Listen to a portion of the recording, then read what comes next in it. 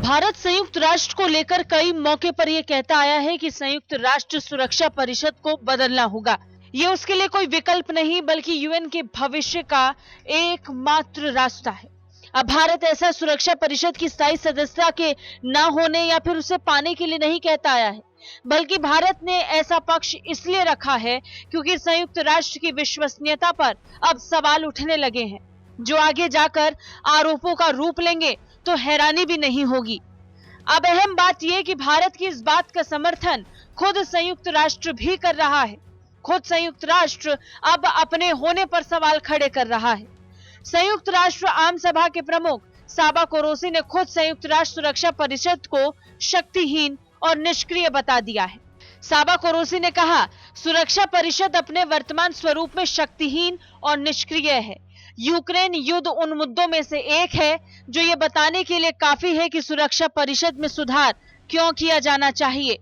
सुरक्षा परिषद के एक स्थायी सदस्य ने अपने पड़ोसी के खिलाफ आक्रमण किया है और अपने पड़ोसी के क्षेत्र के हिस्से पर कब्जा कर लिया है और सुरक्षा परिषद स्थायी सदस्यों के हाथों में वीटो होने के कारण शुरुआत से अब तक कोई भी निर्णय लेने की स्थिति में नहीं है। यह भले ही यूक्रेन और रूस के संदर्भ में बात कही गई हो, लेकिन इस बात का आधार वीटो की ताकत से जोड़कर ही देखा जाएगा।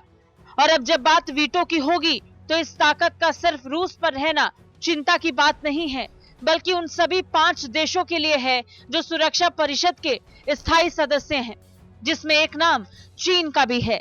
चीन जो अपनी विस्तारवादी नीति के तहत अब तक कई क्षेत्रों पर अपना एकाधिकार जमाता आया है, वो आगे भी ऐसा करना जारी रख सकता है और अपने पक्ष को लेकर रूस की तरह ही आक्रामक हो सकता है, जिसे लेकर चिंता होनी चाहिए।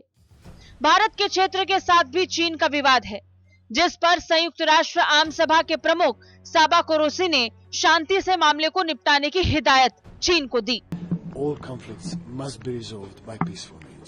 आत्मइच्छा से ज्यादा अगर मसले का हल शांति में खोजा जाएगा तो वाकई ये सिर्फ झूठा दिलासा है, क्योंकि जिस बात का डर अभी संयुक्त राष्ट्र को है वो बहुत हद तक सही साबित होने वाला है।